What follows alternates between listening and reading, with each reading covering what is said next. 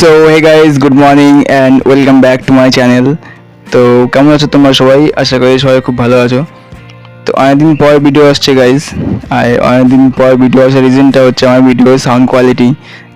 আর তোমরা যারা ভিডিও নিয়মিত দেখে আসছো তারা বুঝতেই পারবে যে আমার ভিডিওর সাউন্ড কোয়ালিটি কেমন ছিল।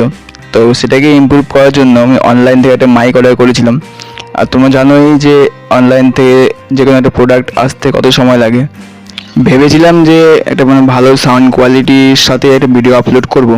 তো ফাইনালি সেই মাইকটা দিয়ে রেকর্ড হচ্ছে গাইজ।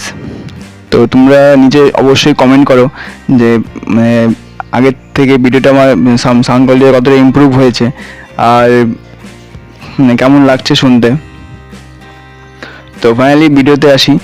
তোমরা টাইটেল আর থাম্বনেল দেখে বুঝে গেছো আজকে ভিডিওতে কী হতে চলছে। হ্যাঁ, আজকে তোমাদের আমি আমার যে এখান থেকে বিলাসপুরের জার্নিটা সেটা তোমার সঙ্গে শেয়ার করব যে কীভাবে যাই, কিসে করে যাই বিলাসপুরে আমি, আর বিলাসপুরের হাটটা কোথায়। তো পরে তোমাদের সঙ্গে শেয়ার করবো, তোমার সাথে থাকো আর দেখতে থাকো ভিডিওটা। তো গাইজ, এই যে আমি বাড়ির থেকে মোড়ে পায়ে হেঁটে আসি, এটা হচ্ছে আমাদের শান্তি ক্লাব মোড়। আর এখান থেকে টোটো ধরে সামনে পাওয়ার হাউস মোড়ে যাবো, ওখান থেকে বাস ধরে তারপরে হাটে পৌঁছবো। তো ফাইনালি এই যে দেখছো আমরা এখন আমাদের শান্তি ক্লাব মোড়টাতে আছি, মোড়ে টোটো ধরলাম আর এখন যাবো হচ্ছে আমাদের পাওয়ার হাউস মোড়ে। আর এখানে সকাল সকাল বাজারে বসে গাইস, ওদিকে একটা দোকান বসে, এদিকে প্রায় অনেকগুলো দোকান আছে, সবজির দোকান। আর ওই জায়গাটা আমি দোকান দিই বিকাল করে আমাদের, তোমরা তো দেখেছো ভিডিওতে, চাউমিন এগুলোর দোকান দিই আমি।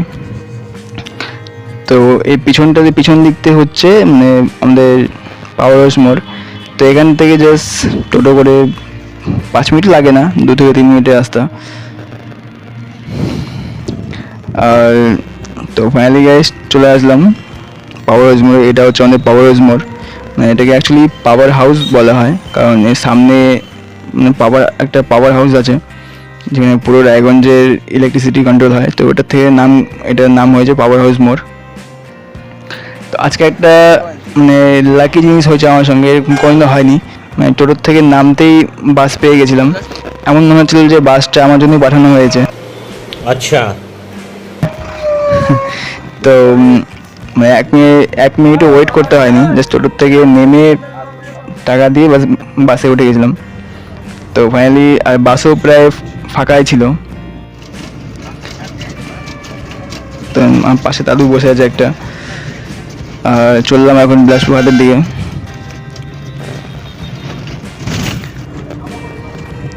তো এই গাড়ি দেখছো, এখানে 4 লেনে চলে আসছি, যে নতুন রোড হয়েছে, নতুন ন্যাশনাল রোড হয়েছিল যে 4 লেন, সেখানে চলে এসেছি। আর তোমাদের কোনদিন হয়তো আমাদের বাইপাসটা দেখাবো, এটা হচ্ছে বাইপাস 4 লেন। তো এটা নতুন হয়েছে, তোমরা যদি কমেন্ট করো তাহলে তোমার বাইপাসটা দেখাবো, চেষ্টা করবো দেখানোর। আর তো গাছ এখন চললাম বিলাসপুরের দিকে।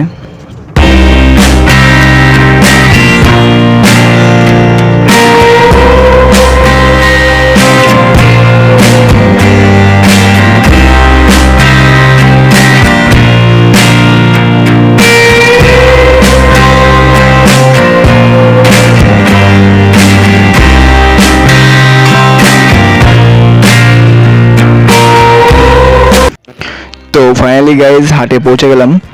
আর এটা হচ্ছে হাটের পিছনের রাস্তাটা, আমি তো আগেও বলেছিলাম হাটে 2টো রাস্তা আছে, সামনে আর পিছনে একটা। সামনেরটা আজকে অনেকটা ভিড় ছিল, তো ভাবলাম পিছনে দিয়ে যাই। আর পিছনে এগুলো দেখছো, আর যতগুলো বিল্ডিং তোমরা দেখছো আশেপাশে, যতগুলো ঘর দেখছো। আর এটা হচ্ছে আমার যে ডান পাশে, এটা হচ্ছে মসজিদ, মুসলিমদের মসজিদ যাকে বলা হয়, আমাদের যেরকম মন্দির থাকে ওদের মসজিদ। তো এখন ভুট্টা সিজন, তো প্রচুর ভুট্টা বস্তায় বস্তায় করে এদিকে আসে, লোড হয় বা আনলোড হয়। আর বিলাসপুরহাটটা অনেক বড়, দেখো সব দিকে যেখানে তাকাবে সেখানে বলতে ভুট্টা রাখা আছে। আর ওদিকে বড় বড় বিল্ডিংগুলো দেখছো, সব গুদাম ঘরে, যেখানে শুধু ভুট্টা রাখা আছে এখনকার সময়। যখন যেরকম সিজন থাকে সেসব জিনিস রাখা হয়, যেখানে তাকাবে সেখানে সব ভুট্টায় ভর্তি। তো আর এই পাশেই আছে, মানে ওই সাইডটা যে বাম দিকে দেখতে পাচ্ছ তিরপল দিয়ে টাঙানো আছে, ওগুলো হচ্ছে ফল হাঁটি।